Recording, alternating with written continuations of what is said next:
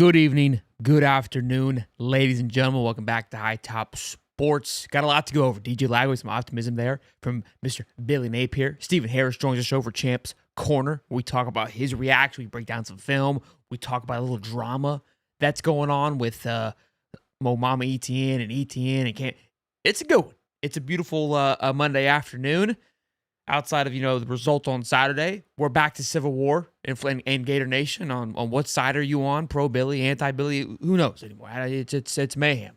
We've got new quarterback suggestions. We got to talk about Mr. Stephen Harris. It's going to be a good one. I just know that. Smash the like button, subscribe. It was brought to you by Prize Picks and Tacovas, and let's get into it, boys.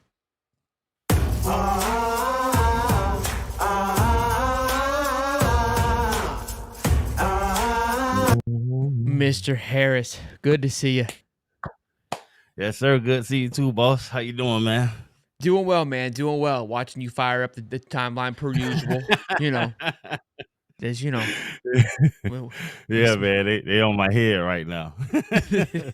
Look, we got a lot to go over because obviously at any time Billy loses, but the production on the field changes. It's complete reset of what people think about Billy. And he had his presser today. Big news coming out of camp is that the injury. Sure. And look, I watched the interview, right? Because when you read it, it's like, oh, they feel optimistic. But he went out of his way to make it a point because Edgar, when asking the question, and his question assumed that he would be playing, and Napier kind of circled back and said, look, what we saw on Sunday night, we felt pretty confident that he may be good to go on Sunday. And some people are saying, like, oh, he's using it to kind of keep Texas on their toes. I don't think that. I think he wanted to allude to that, hey, it's not as bad as we initially thought. Personally, I'll be shocked if he plays. I'll be genuinely shocked. Yeah. I'll be shocked too. But you never know, man.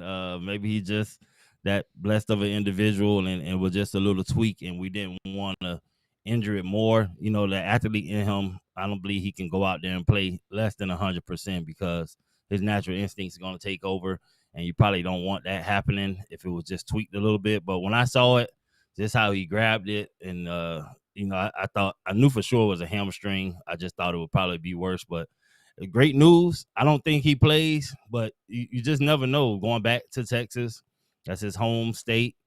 If he's 100%, I wouldn't be mad if he does play.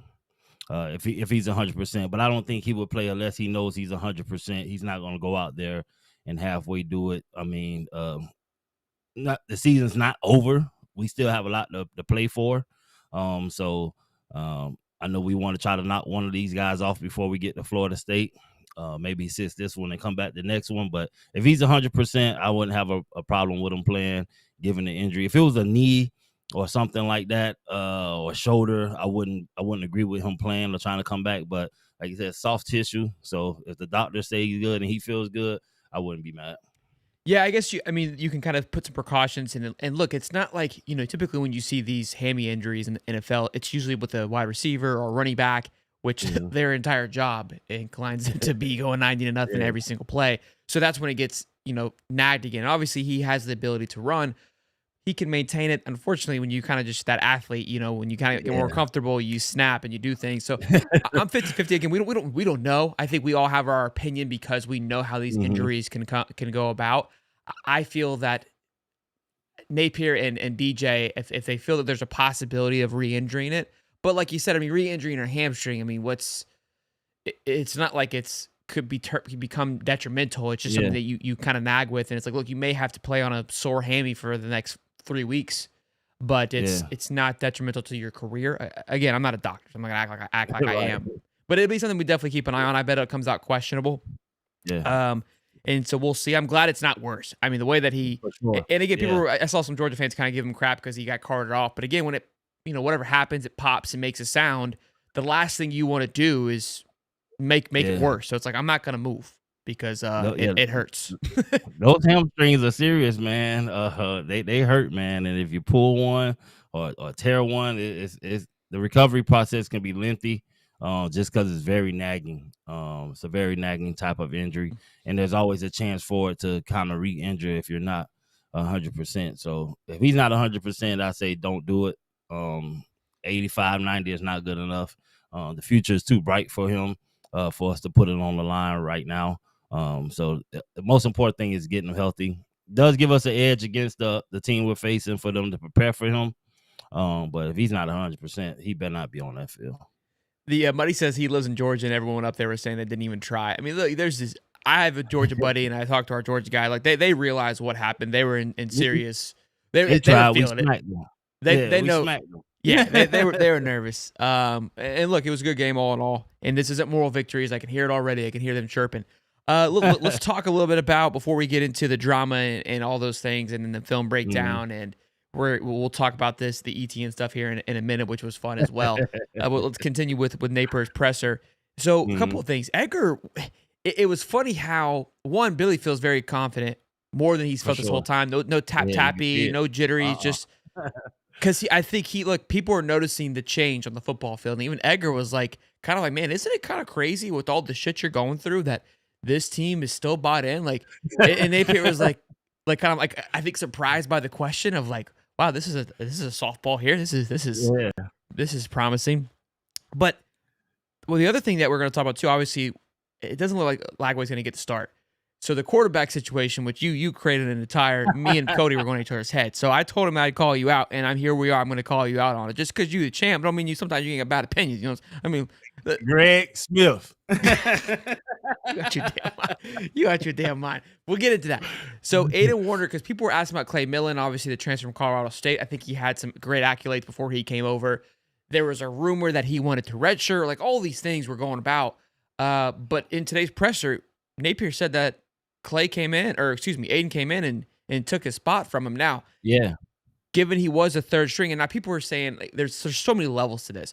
Why is your third string a walk-on from Yale? Technically, it could be Clay. He just got beat out by a walk-on. Third strings don't get much rep. That's in any thing. So it's right. How was he not ready? It's this was his first week as a string too. You know what I mean? And I think I said it enough on Sunday and Saturday. I don't feel like he did a horrible job. You could just tell. I mean, that's first time in a massive game in a very sound defense. You're going to be a little flustered, but he drove that team to a touchdown. And I went and watched some of his film because, I mean, if I told you I watched Aiden Warner film before the season started, I'd be lying to you. The kid's got a rocket. Yeah. The kid, I'm telling you, dude, it looks like he's a one-read kind of guy, so maybe they can make some adjustments. I don't know how great he is at reading the defenses. He looked a little lost out there. But on his high school film, those things are obviously inflated because it's just your highlight moments. Right. But this cat's hitting corner routes. He's hitting a little drop in the egg basket. I watched it with Cody because Cody and I are arguing about who should be the starter. And I'm we're watching him versus Gregory Smith. And Gregory can sling the rock. Don't get it twisted. Yeah. But this kid isn't like some just slouch. No. He's 6'4". He has a great presence in the pocket. I know. Now, to be fair, I don't know what happened to him because the release I saw on Saturday was atrocious. No, yeah, it was bad. A little slow. Yeah, in his defense, the whole time he's been at Florida, he's been running scout team, trying to get the guys prepared. He's not having a full playbook or running this week's report. And so, and then we had Lagway. So the offense is different under Lagway. You got more running plays that you're going to install. So this playbook was not strategically designed for him, and he's not up to speed with all of the offense because he's giving us looks, and he has to do a good job giving us looks against other teams. So he's acting like the quarterback for the other team for us, for our defense. And so all week he's doing that for us. He's not going over what all the plays and all the calls, protections, slides, and all that stuff. So he was behind the 8 ball going into that game, and we wasn't expecting to have to use him like that. But that's been his role all year. And so for us to expect him to go in the game against Georgia and light it up the same way Lagway would have is ridiculous. His playbook would be different. It would be kind of like Mertz. But that's not what we went over all week. We were going over how Lagway is going to run the show with intentions that Lagway would be in there the whole game and we will win the game. You just can't. He's not a RPO type of guy. He can run, but he's smaller. He's not built like Lagway, and that's not what we went over all week. So I didn't expect him to go into the game and just pick right up where Lagway left off at. That's too much pressure on that young man. I think he came in and did exactly what more than what a third string would be expected to do given the circumstances. So shout out to him. Hopefully a week, kind of a different mindset. I think his poise in that moment was very big, given a true freshman. Again, he's not DJ Lagway. I mean, we know this. Once in a lifetime, type of player. And look, I know some people are like, oh, Sunshine Bumper trying to hype up a third string from AL. Yeah, No, no. listen, I'm just gonna go watch the. I mean, this is what we're looking for, right? So I just wanted to go see Yeah. like what we And got. and if you Komani by all accounts is a walk on. So I mean, just because It's a you're little bit walk different on these situation. days, Former yeah. 5-star walk on. Yeah, yeah, I Yeah. gotcha. I gotcha.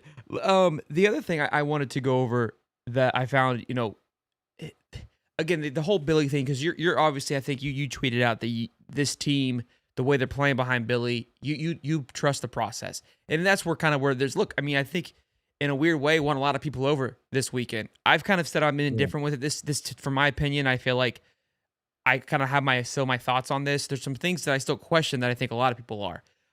Mhm. Question mark I have is you have two guys in Clay and Aiden that don't fit what DJ is. And we've been hearing and we've kind of been talking about how this offense is unlocked with a quarterback like DJ, a more mobile Yeah. quarterback.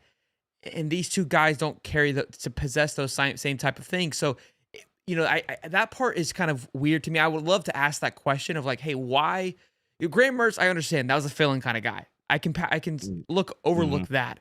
So, are you hoping to get those and DJ Lagway just a raw talent, or is that the Mhm. type of quarterback that you need, right, to unlock this offense? If that's the case, why go for two quarterbacks that don't possess those same things?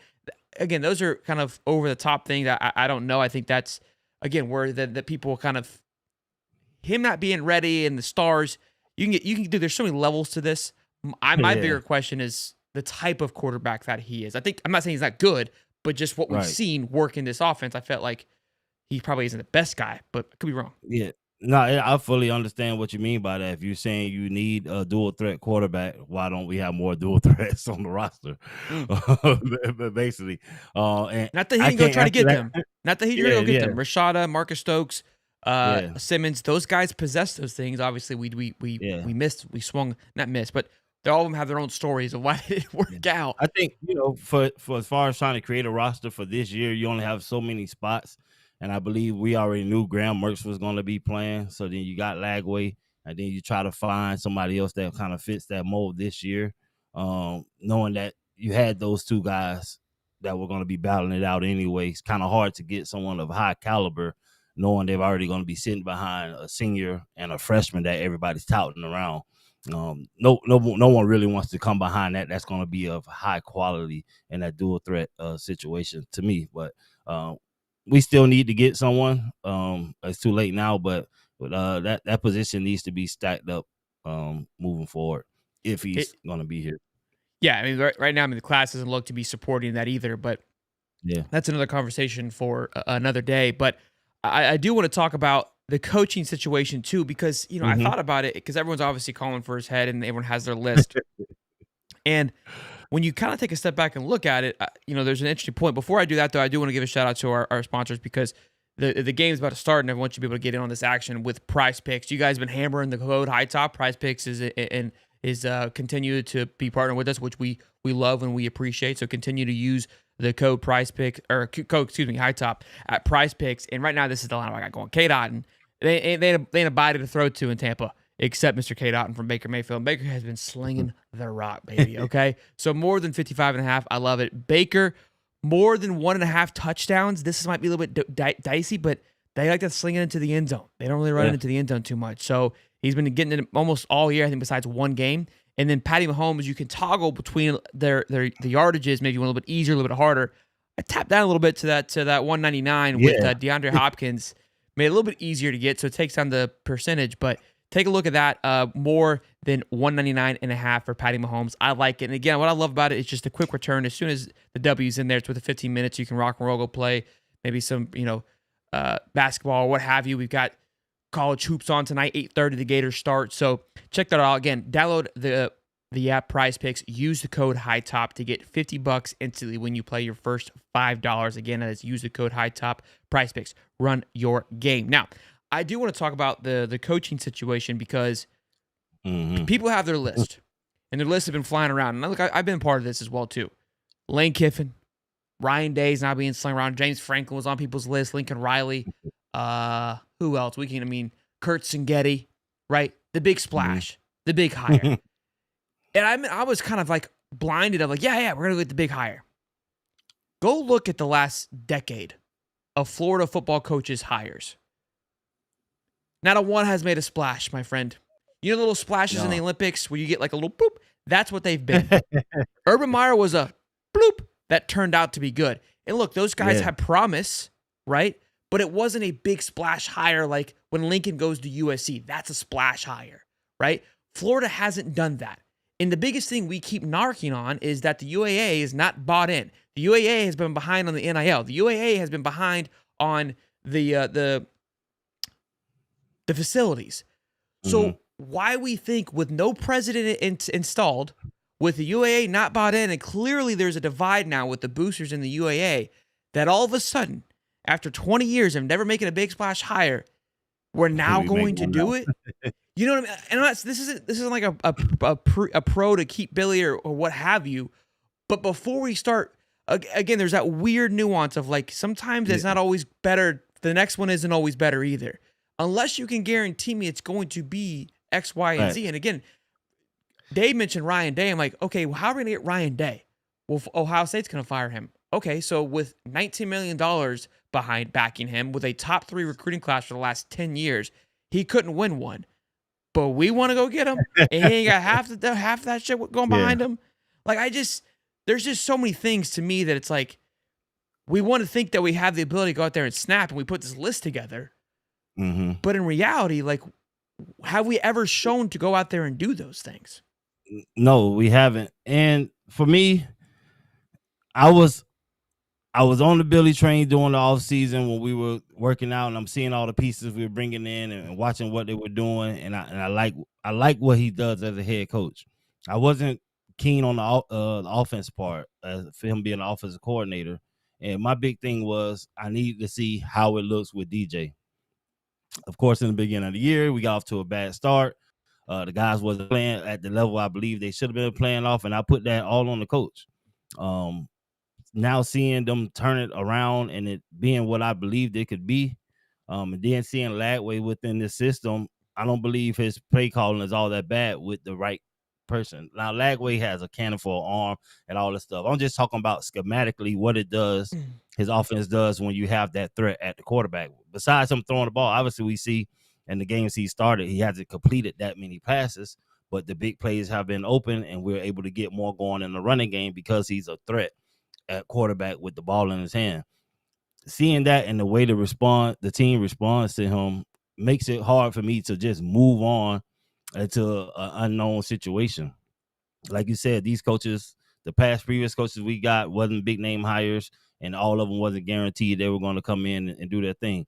Herb, in his case, Herb is a great coach, but he actually came into a team that was ready to which the Gators, for me, I feel like we're on that bubble right now with the way we've responded and the guys we have coming back, that somebody can come in and try to get things going, but there's still going to be a learning phase there with them getting to know that coach and stuff like that. Urban first year, we lost 3 games, but we had 20-something juniors that turned into seniors the year that we won. You got kind of some of that going, but these are Billy guys, 3rd-year guys. This would be his 4th year coming up next year. If we're looking at if they signed him to 5 years, he's kind of on par for the years that we signed him for. You know what I mean? And for me, if we brought in any other coach, given the circumstances that we had when Billy first got here, what would they have done with the roster and the situations that we've been in with the teams that we had, dealing with the NIL, dealing with the transfer portal, dealing with all those other things? Now you get somebody who's coming in with things already kind of settled down and want them to take over. I don't think that's kind of fair to Billy. I know he had his mess ups and stuff, but the way these guys are responding to him, you don't get God. I've played the game. People don't just respond to a coach for nothing. They got to really be brought into the program. But by all accounts, from talking to everybody, talking to coach, talking to players, these guys are really brought in and they believe that Billy's the guy. I talked to numerous coaches on the side that told me they believe in what he can get. And I respect these coaches, but they believe in coach. They believe in Billy. So for me to see what they've done, how locked in they've been, how dialed in they've been, it makes it hard for me to just want to move on from him, get another coach. We got all this momentum going, but get somebody that we're not sure can get the job done. You got Lane out there that everybody wants, but if you don't get Lane, then what? And are you willing to take another step back and trying to get the program going again? And I wouldn't want to do that. I would want to take this momentum we have and ride off with that going into next season. Unless you telling me it's for sure we getting Lane and there's no other question about it, then possibly. But I'm not. He would have to come and prove himself too. But just from what I've seen Billy do and go through, I believe he can get it done. I've seen it. I'm a big guy on defense. If you get a defense to turn around the way they done, and not saying it's all him, but he is the guy in charge. And the locker room did not fracture. Any other team playing Georgia would have laid down with those guys going out like that, having injuries like that would have laid down, but they didn't. And they've shown that for the past 4 weeks for me. And it's just something about that I can't get rid of. Look, I think that's where we sit here and we harp and we throw sticks, we throw stones when things aren't going right, and we blame Billy when things aren't going right. You have to give credit when credit's due and give the flowers, and you're 100% right. The defense has had a complete 180 turn, and yeah, you have to credit Billy because he is seeing the production, so he made a switch for it to be able to unlock itself. So, and that's where people are like, oh, it's moral victories, like, oh, you're bought back. Like, listen, we can have, like, again, I go back to the divorce or the cheating scandal. We're still living in the same house. I can be cordial with you while you're here, regardless of the fact that I disagree with what you did to me a couple weeks ago with Miami and A&M. But I can still be cordial. That's where I'm at with it. Play devil's advocate for you with the coin and kind of you being bought in on the Napier thing. Look, the recruiting class scares the living hell out of me where it is. I know some people go, who cares where it is? Like, you can't overlook it. This is why FSU is where it is right now, because they went out there and got a portal. The portal, I think, is a good tool if you're able to fulfill some areas, and you can make a run at year in and year out. But again, you're going to have this kind of scratch-off effect where it's not always going to work, which you are with recruiting as well. I'm not saying you got to have a top 3 recruiting class. 50 with literally your top 3 guys outside of Ernell Brown all looking elsewhere. Jalen Wiggins, who shut his commitment down 1,000%, visiting Notre Dame this weekend. Tayshaun Jessley is visiting FSU. They feel good about him flipping. Another lineman's looking at flipping. It's looking worse before it gets better. And yeah, all these guys that are there now maybe bought in. But I imagine some guys will hit the transfer portal. So now you're thin there. And you don't have many 2 guys coming in. So if you could guarantee me that this entire team was going to come back outside a few guys that go to the NFL, and you go pick up a few pieces, which there hasn't been that many great pieces we've got from the portal. If you really think about it, I mean, Asa hasn't played all season. Joey Slacken was an absolute bust. Triquest Bridges has been fantastic, right? There's been a bright side there, but I don't know, man. It's just, I want to love it and I want to support him too. And I think, look, I'm glad we can have a conversation. I know it's kind of weird for me to be on the other side of it, but this is how it should be. Just looking at it from all different angles. Again, the big thing for me, kind of what I just alluded to with the coaching situation, is we criticize Billy for not proving to us that he can run a good offense or that he can go and be active in the portal. Well, our UAA and Strickland and those guys, not the boosters, the ones that make the final call, haven't proven to us that they can go and make a legitimate hire over the last couple. Yeah. So what makes you think they're going to get it together now? And that's what scares me, because at least with we have the guy now, at least they're bought in and they're playing for this guy, with their heart out. And again, we got Texas come out this week. Go ahead. My biggest thing, being a Gator, former Gator, is getting the culture back. We've been so far removed from what it means to be a Gator and how you're supposed to play and the effort and energy that you're supposed to play with. And I believe these guys understand that and are instilling that, and we can build upon it. If you get somebody else that's not familiar with the school, they're bringing in a whole new set of coaches. You may lose the whole defense staff. You never know when you get a whole new coach. I would not trade losing our defensive staff right now just to get Billy out of there. What we got going on defense, you can't hang your hat and say someone else is going to come in and be able to turn that around or have the same effect of what we're getting done on defense. Defense is the biggest part about winning the championship, and the way we playing right now, we looking like a top 10, possibly top 5 defense in the nation, the way the guys been playing the past 4 or 5 games. So I wouldn't throw that away. You got Chapman, you got Coach Harris, you got too much going on defense just to try to throw that away. and you win championships off defense. We've been struggling in that department for so many years. What we're seeing is something we can definitely build off of, keeping those guys on that side of the field. I know a lot of people want Napier gone. I don't get paid to make those decisions, but if you can't prove to me that the next guy's coming in and going to win a championship with what I've seen with my eyes and what we've done as a team and the way those guys are preparing and believing each other and the atmosphere they're setting around Gainesville and in those locker rooms, you need that. And we haven't had that in years. And so I forgot what I was going to say there. What you're rolling with there.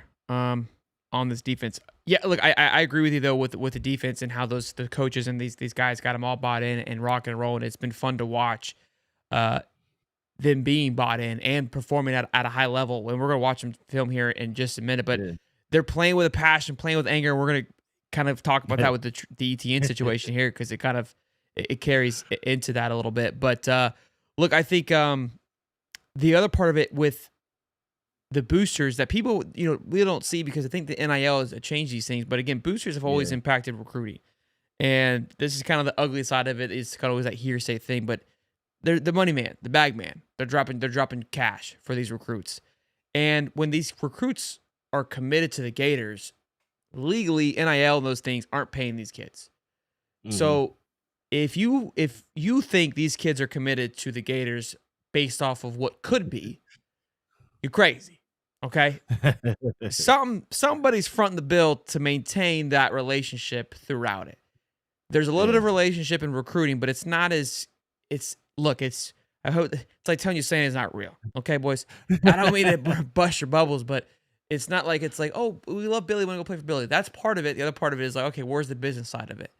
And I truly believe the reason why the recruiting class is dwindling the way that it is because I do believe the boosters have pulled out and said we don't support this anymore. We kind of saw that in week 2 where there were reports of collective money to buy him out.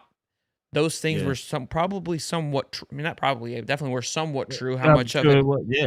How much of it I don't know, but that to me is what's had more of an impact with recruiting because NIL can't technically impact it until they're on campus. So if they're doing those things right, that doesn't really matter. They can't sign them to an NIL contract. Right. So the boosters got to come in and step in and do their job. And I know most of them aren't bought in, and that's why we see the dropping. It's not because you'll see guys write like, oh, it's not bought into this. FSU's 1 in a billion, and people are committing to them, and it has nothing to do with the fact like, oh, there's some future with Norvell there. That shit don't look very bright either. Fishing and running out of bait, or you got the wrong bait out there. But their collectives are still bought into Norvell. They understand that he's not going anywhere for at least another year, so they're going to at least still do their part. But there's a definitely a civil war, not amongst just the fans, but with the boosters and UAA, which is someone's got to break because if not, it's going to get uglier before it gets cleaner. Yeah, and that's the part that sucks. We're not in a position to make these decisions. I don't get paid to make it, and I don't have the pocket to make it happen. so I'm just here for the team. I like the way these guys have been fighting. I like the way they've been playing. As of lately, I love DJ in this system, which we would have got to see more of it Georgia game, and I wish, barring the injury, that we would have got to see more of it throughout the remainder of this year. That was my biggest proponent of if he was going to stay or not. Because obviously we saw that he wasn't willing to give up the offense, although I heard Russ Callaway name a lot calling these plays, which is cool, but it works well with Lagway. And I need to see that work with Lagway. And you pair that with the defense that we have, we probably only have 1 loss this year. With with everything rolling away, and not trying to go off hypotheticals and stuff like that. I can't do Miami and A&M. I don't. We didn't show any sign of life there, but if our defense was the same defense the last 4 weeks against Miami, we smash them. Let them cook. Let's talk about this. So what was funny was I putting the show together. This graphic was still here from last time, and we talked about this game being personal. Right, and what it meant, and I kind of talked to you about that, and this is what ETN said, pretty much sums it up. It was like, I can stay running back 2 on a losing team or go somewhere and possibly be a running back and win a natty. Cam Jackson makes some tweets about this shit's personal. He said it early on. He's getting caught up on our fan base, like, you better not push out. You better go show something.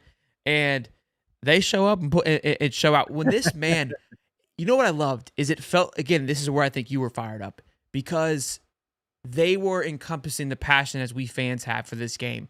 It finally felt like it was nasty, it was dirty, and I saw some guy on this Georgia channel. He's over here, keyboard warrior, fighting with everybody about how many followers they had because he was calling it Bush League because the play that play that got people going up is when ETN touched the ball first play of the game. Literally all 11. Well, we always have 12 guys on defense because we can't keep the right amount. All 12 guys swarmed ETN.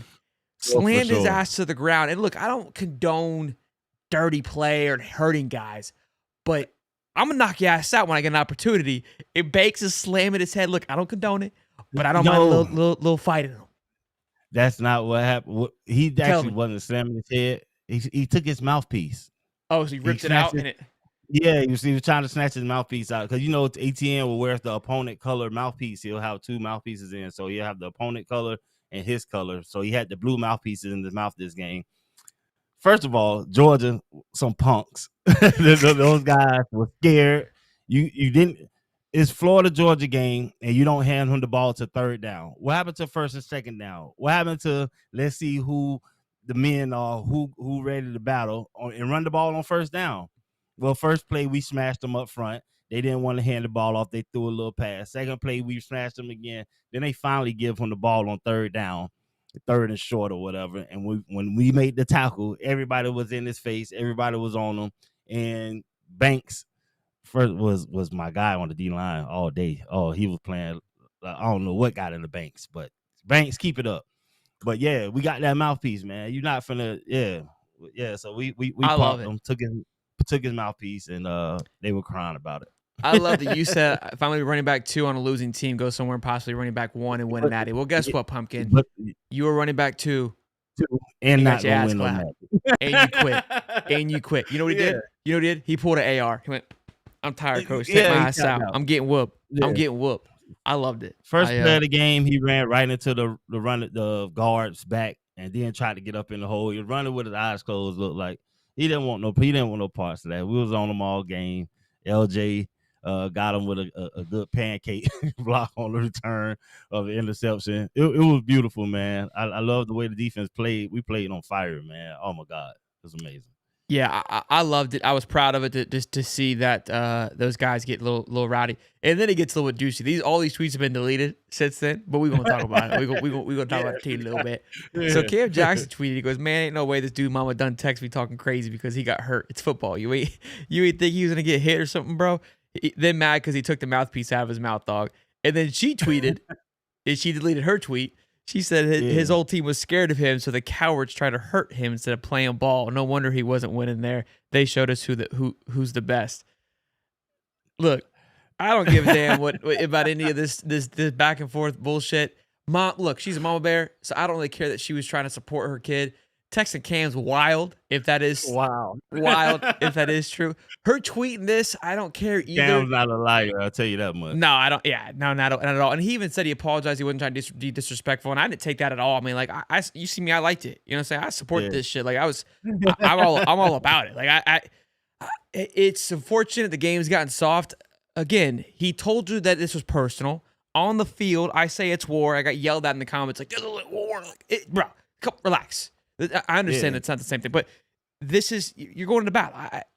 If there are any Florida fans saying, "Hey, we overboard," like we ain't cordial, like we ain't talking. Like I can't even have a conversation with you. That was smash mouth football by all accounts. To me, that was the cleanest football game you could play, given the circumstances. There wasn't nobody down there gouging his eyes or trying to twist his ankle at the bottom of the pile. We needed that mouthpiece, kid.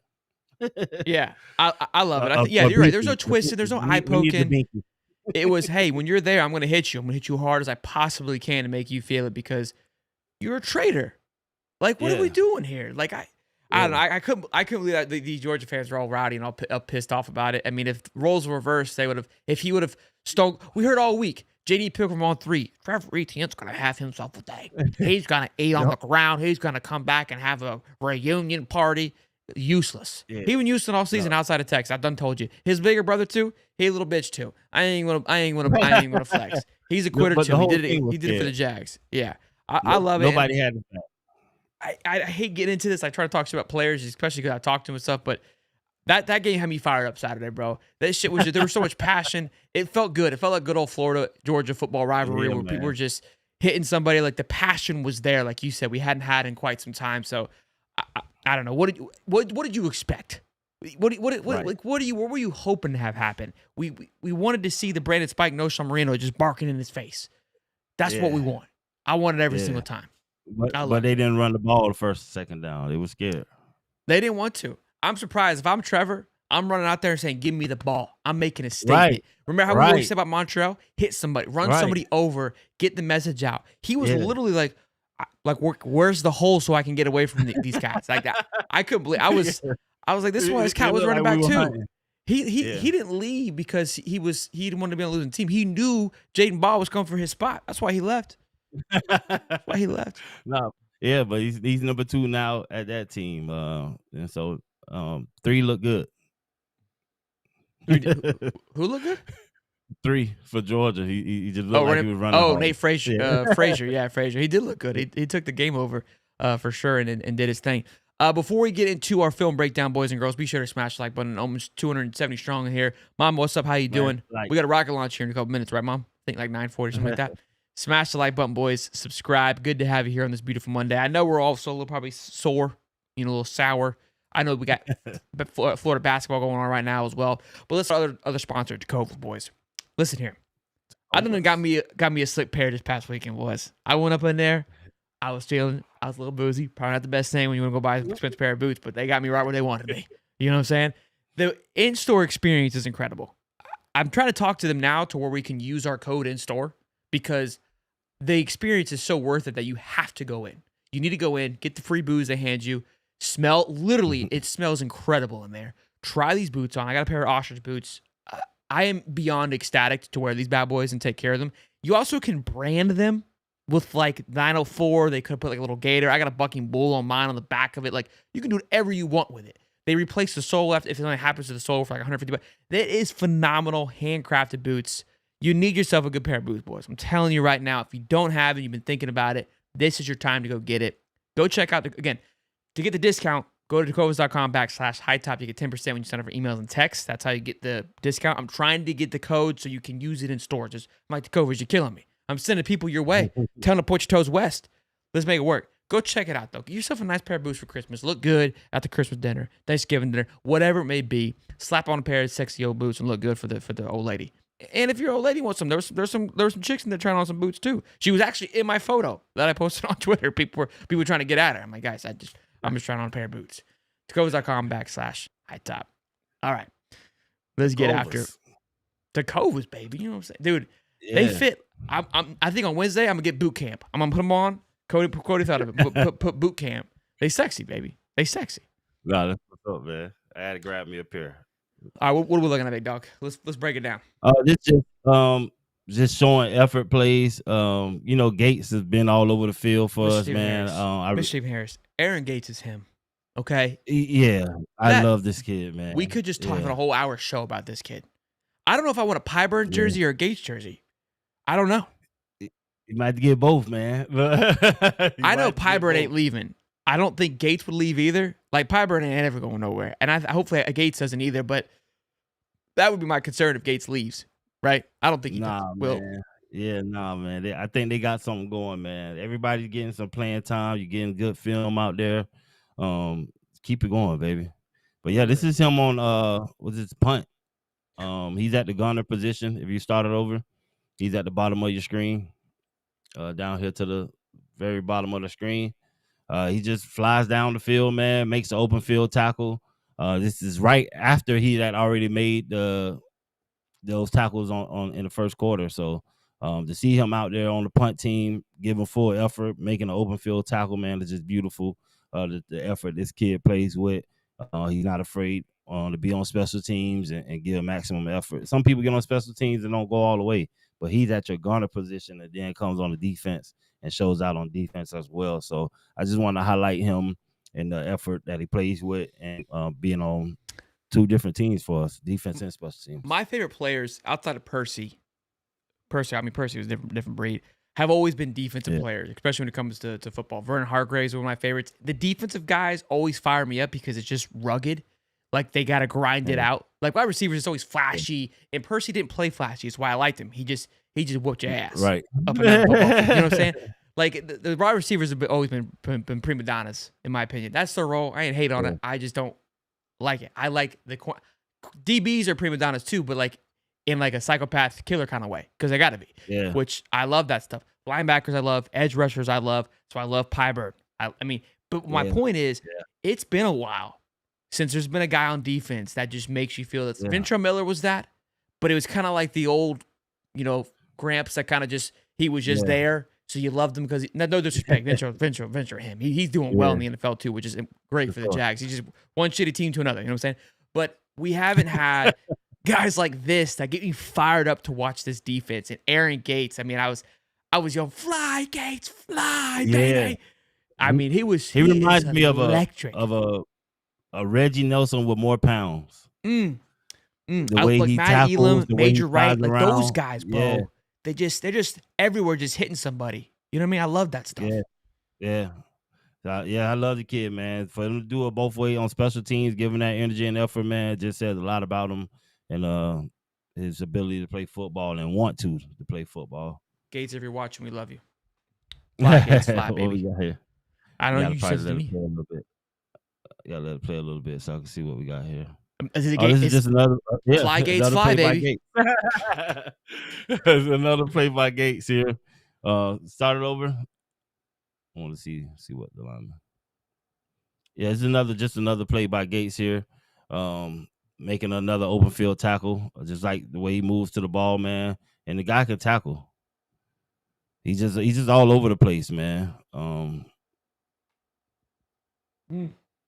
This was just more Gates highlight. It's probably maybe 2 or 3 more plays. This is just the Gates show. I mean, look, there's nothing wrong with it, to be honest with you. The man was all over. I love it. I could do it all day long. I almost made him a whole highlight tape. I think this is Gates again. Yeah. Look at him. Open field tackles, man. Flying off the ball. Look how far he is. He comes down. And this play right here, we got LJ. We got LJ down here at the bottom of the screen here. Freshman coming in, smashing the puller, taking up 2 blocks.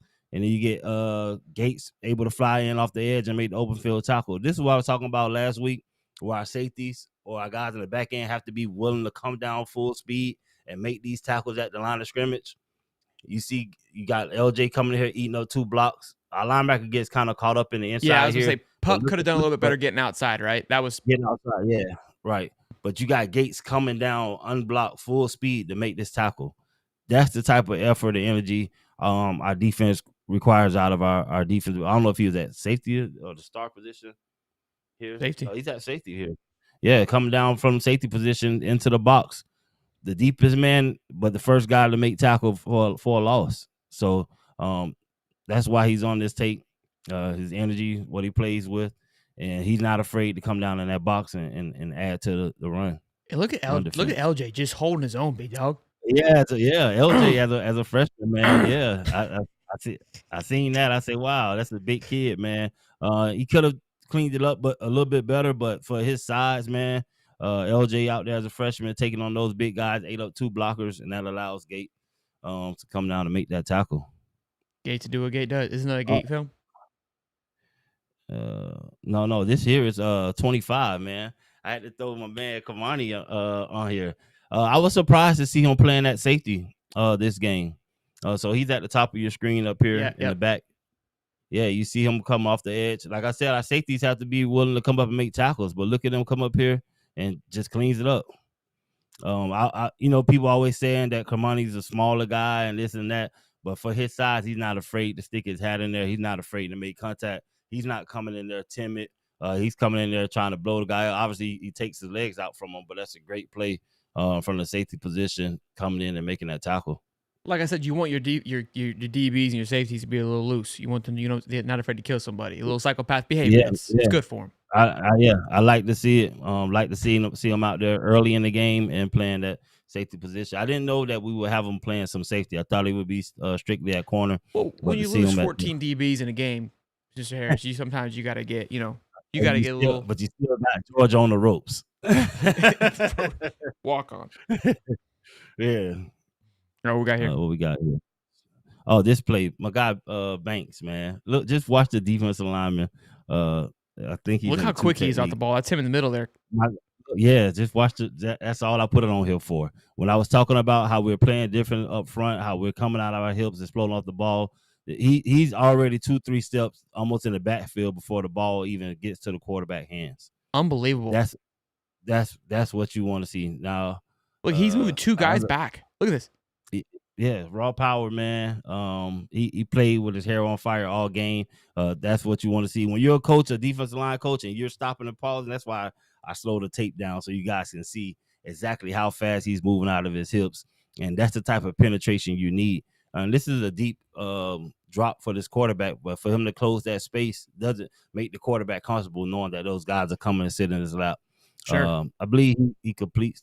He might have completed this pass, but just looking at the get off from Banks, I just wanted to highlight him on that play so you guys. Oh no, they call TJ. They call a hold here because he throws. Yeah. They did. TJ gets bullied. Yeah. And he gets snatched down, but he still closes that pocket. He still gets back there, getting pressure, which is great to see him not fall on the ground here and still keep driving his feet down at the bottom there. Yeah, he did complete that pass, but they called it back. I remember that because I was pissed. But that type of get off is what we're looking for out of the defensive line, and that was a first down play for him to be getting out of his hips that fast. I love that.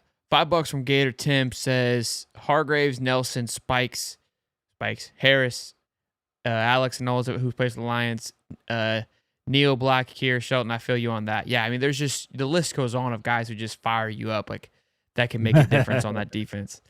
Oh, what we got here? Let's see what we got. Oh, this is. We already looked at that one. You sent it twice. Yeah. I think you sent me the whole game, Mr. Harris. I sent you more than I did before, but it was just so many great plays here that I like to see. Is that Kermani? Is that Gates again? No, this is Kermani again. Yeah, this is Kermani coming up. Yeah, Kermani don't like to wrap up. He don't like to wrap up. Yeah. Well, he knows how to tackle. For him, he's not a huge guy, so he's not gonna run in there and just put his hat in your chest. But he knows how to get you down. But I like the fact that he's not timid and getting in there to make the play, and he's making it where he's supposed to make it at. Sure. So yeah, it's another tackle for him. Solo tackle coming in, making those plays. I wasn't expecting to see him. I was expecting to see him more in coverage and not be that guy that's going to come in the box and not afraid to hit people. So that's great to see out of him. You see him talking a little smack too. Yeah. So I was thrilled to see that out of him. Just coming from the safe position, corner position, making those tackles, man. So shout out to him, definitely. Nah, it's been fun to watch his growth and come together. And also speaking to secondary injuries, Billy said that because DeJean and Devin Moore went down, he kind of felt optimistic about them as well too. So that's all. No, I'm impressed with the defensive back room. Shout out to Coach Harris getting those boys ready, man, to play some ball. Oh, our boy Bridges here. Yeah, you got Bridges coming in. Look, yeah, these guys are coming down, hitting, and this is just the reason why I'm showing these because earlier in the season we wasn't coming out making these plays. Our guys wasn't coming down. Boy, these boys trying to body slam his ass, bro. Oh yeah, no, yeah, they going in on him. When one hit the field, bro, they didn't care if he touched it or not. It was sell out to level that man. It was unreal. No, it was funny because Georgia seemed like they were purposely not trying to give him the ball because they knew what we were trying to do to him. But yeah, just to see those guys flying around, Bridges, Kermani coming in the lane, making those tackles, coming down in the box, man. It means a lot to me. It's been fun to watch as of late. Will Harris got him locked in. I'm loving it. Is this Etienne again? No, it's Frazier. Oh, that's that Kermani play. The same play. Yeah. I think it's one more. Should be one more play on here. There is, yeah. Oh, where did he go? There you go. Oh, yeah, this is Sap, man. Yeah, you got to blow it up a little bit. I'm talking about energy and effort, man. You got Sapp at the defensive end position, started back. He almost get cut. Well, the guy didn't almost get cut, but the guy tried to cut block him at the top of the line right before the ball snapped. So he beats the cut block, gets flat down the line, run at full speed. You got these what is that, Zero? Setting the edge. Sharif Dixon setting the edge, flying past this guy. This is, remember in previous reviews where I was saying you got guys in the inside that are tracking, you got to set the edge and let us run it down and make those tackles. These are examples of that. When you got a whole group of guys, you got feed them back to your teammates. Running full speed, yeah. You got to feed them back, but you only get that when everybody's playing fast. Yeah, look, it's been fun to see all of us swarm the ball as of late. Yeah. And so this is a prime example of that. They playing with. You got a defensive end running down the guy on a bubble screen or whatever and making that tackle, man. Beautiful. Great job by Sapp, man. Wanted to highlight that effort. Yeah, the D line's been playing out of their mind. It's been, like I said, a lot of those guys have been fun to watch, and it was all over the field. Yeah, it was all over the field. The effort, the energy. Those guys were pumped up. I don't like to say too much because people are taking it wrong with it. But this is championship defense that they're playing with. I'll just say that. Here much. we go. We're gonna be dragged all over the internet. I'll just say that. I'm telling you, man. I've seen it. I felt it. What these guys are doing on that side of the ball, if you pair that with any bit of offense, you can win. I mean, I understand what you're saying in the sense that it's clicking, it's making big plays, it's doing all the right things. It just needs to be complimented now, for sure. Yeah. Well, Mr. Harris, pleasure as always. Rock and roll on the Monday Champs Corner. This was a fun. I mean, outside the results on Saturday, we've got moral victories. It was fun to watch. It was fun to see some great things, and not I wouldn't say fun because after he went down, it was not fun. But there were some bright spots. But some people are right. We've been beaten down, bro, as a program for so long, but we haven't been close to even tasting it. And for me, what I'm seeing on this team out of these guys gives you hope, bro. And I haven't been hopeful for plenty seasons. And I haven't been hopeful for plenty seasons. But to see it and to see the energy and the effort and know that these guys really care. These guys are really taking in everything that's being said about them. They're actually going back in the lab and putting in the work, which is important. They're not hanging their heads. They're not saying, oh, they're just talking about us. No, these guys want to show up for us. And that's what you want from a team. People that are in tune to what's going on. They hear the noise, but they're fighting every day, and they're not shying away from that. And I feel like in years past, we had guys that quit on us. We had guys that give up. We didn't have a team that really wanted to bring it back to what it was. And I believe that these guys really want that for themselves.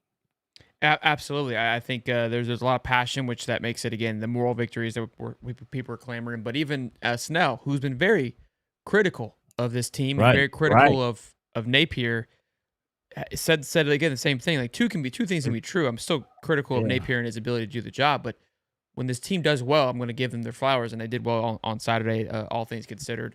But ladies and gentlemen, be sure to smash the like button. Tomorrow, Jake Crane will be on the show. That show will be up sometime in the morning. Get his thoughts on everything. I think it's great, and it's good to always get perspective outside of us. We're fans, so we're always going to be a little bit biased. And again, anything I've learned in my 30 years of life is that go ask somebody who doesn't agree with you. Go ask somebody who views it differently than you, that makes you uncomfortable, because it'll make you stronger. You don't always have to agree. It may not always be right, but it can at least expand your thought process a little bit.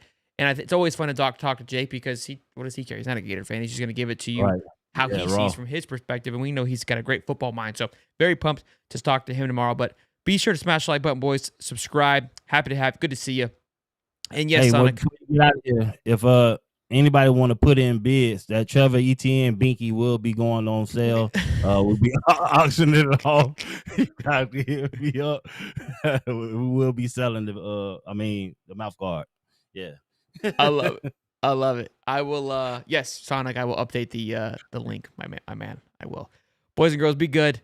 Smash the like button. We'll see you guys tomorrow, and then of course Wednesday for the best day of the week. Go Gators, baby.